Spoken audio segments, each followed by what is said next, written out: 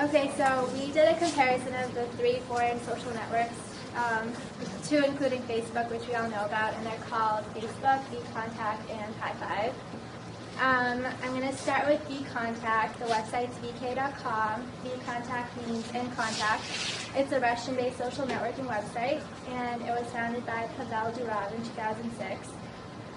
It's designed very similarly to Facebook, and it's bound by the laws of the Russian Federation. We kind of got like a screenshot of the website. We made like a we made an account, and this is the profile. As you can see, it's generally similar to Facebook. It has the same color scheme, the same layout. You have your profile picture, you have your options on the left-hand side, and we have the privacy settings on the right, well, on the slide. But I'll show you, I'll like navigate you through the website so you guys can kind of see what it's like. This is another setting of privacy right here, as you can see. Yeah, this is a privacy setting. As you can see, it's not really as comprehensive as Facebook is. As Facebook has like the chart where it tells you like how many settings you have and whether they're like really strict or if they're lax about it. And this just has like 3 settings that you can pick, whereas Facebook has like 4 where you can like block individual people from seeing certain things or groups or lists, whatever you might have. I'm just going to like go through the website really quick to see, like to show you the different things that they have. They have like a music option, which Facebook doesn't have, but you can, I guess, just store music. We thought that was interesting. Another cool thing that we saw was that they have like a military option, which Facebook doesn't have, but I guess you can like show if you're in the military, like right over there. I don't know, you can like display your unit, and you don't have that. But Julia's going to talk more about that. And they have like a mentions and comments side, and then they have a popular section, which we assume that these are like, I don't know, popular Russian celebrities because they have like a like button like you do on Facebook, and they have like a ton of hits. And this was from like yesterday, so we're assuming like the famous people.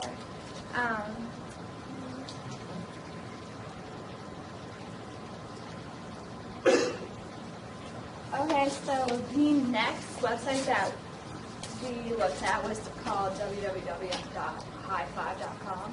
And this is more of an entertainment-based website. It's social networking, but it's not like Facebook in the way that you probably don't know the people on this site that you're contacting. In fact, it's mostly used for like dating and gaming. It was founded by Ramu Yalamachi in 2003, so it's even older than Facebook. Okay, so as you can see, it's more colorful. The color scheme is completely different than the colors of just blue. And it's really cool because you can pick an avatar, and they have a system. It's okay, you can go to that if you want to. They have a system where you have it's like point based and point based, so it's really based on like status. You can change like your expressions too. Like now I'm drunk. Yeah, it's really fun to play around with the avatar. That was really fun making. Mischievous right now. Exactly, and there's a flirt option. If you go up to under friends, there's a flirt option, and it's basically just like, are you interested? What do you think, guys? Them. Yes, no? Anyone?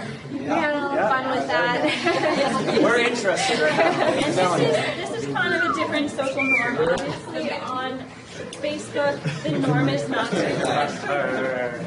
is not to contact people that you don't know. I mean, that would be taboo in the Facebook realm, but here it's not really looked down upon. I mean, that's really what it's all about. And they also have a replay classified section. And that's kind of just like Craigslist, but surprisingly enough, they don't actually let business or corporations join as members. It's really just geared towards individual users. And they also have like a very detailed game section. I would play a game for you, but we're running out of time and I'm almost out of battery. So. You can earn coins. They're all about like earning coins and winning coins and interacting with other people. The thing that we wanted to point out with that video was that people so often like log into Facebook and are just thinking like, oh, this is like a place for me to have like my friends and my website and like my photos and stuff. But they don't actually think about a lot of like the terms of service and like rights and responsibilities that they have when they agree to be a part of the website. So yeah, it's kind of a problem. So now that you're kind of familiar with the 3 social networks, we wanted to show you guys, these are the people who created them. The first one's Pavel Durov. He made VKontact. He made it in 2006. He's 26 years old. The one in the middle is Ramo Yelamanchi. He's 36, and he made High Five. I think High Five was created before any of these were. He made it in 2003. And we know Mark Zuckerberg. He's 26, and Facebook was founded in 2004. So there's very many differences between the websites, even though VK and Facebook are very similar. They have a similar layout, but like Simone said, there is a music category where you can just basically download or load all your music and then access it while you're surfing the web. Also, there's a military category, which I'm speculating the reason why Facebook doesn't have it is maybe because the military and being a member of the military is kind of a controversial issue right now with the war. That was just a speculation. I have no idea what I'm talking about. But anyways, also one difference is that High Five is more orientated towards meeting new people that you don't know. Facebook, obviously, it's about setting up relationships with people that you do know, wanting to get to know people and maybe, start a business or really boast about your qualities. I don't think that you would really want your boss knowing that you have a High Five account. You don't really want them rating you. And yeah, there's a bunch of things like the avatar and the coin-based status system that we have to look at. Also, just a quick thing is that with High Five, there's no tagging ability, and if you're going to put a picture of somebody online, you need to actually have consent from that person before it's done. That's in the terms of service. So as far as similarities in the terms of service, there are a lot, and a lot of them are actually word for word. Especially when you look across the disclaimers for each of them, they say a lot about that the website is presented as it is, and they don't make any guarantees pretty much about anything. They don't guarantee the safety or security of the site. They don't guarantee that the site's going to be error-free.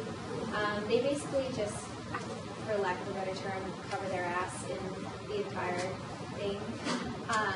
They really stress that users they need to be aware of what they're responsible for and what their rights are when they sign up, because they become responsible for anything that they put out through the site, and if that violates the terms of service, it's possible for them to lose their page or lose their right to use the site.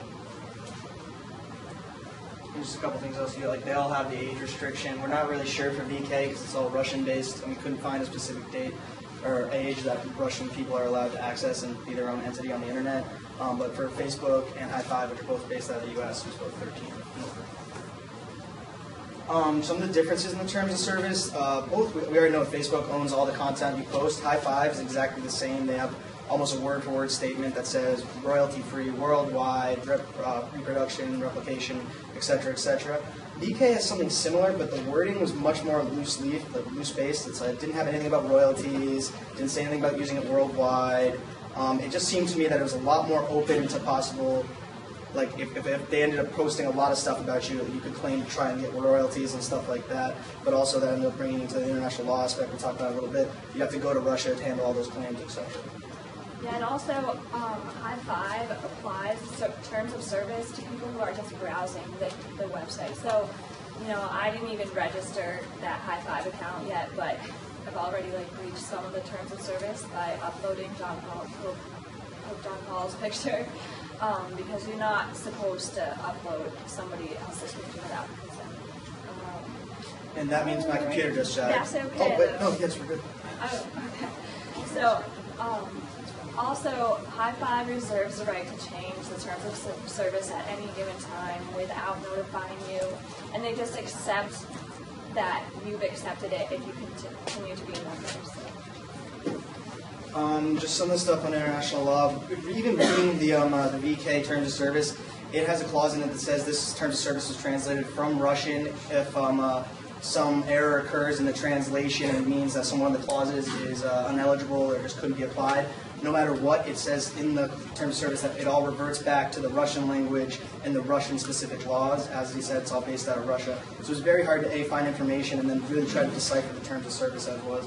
And like I said, Facebook and High Five, both based out of California. High Five's in Northern California, and Facebook's out of Santa Clara.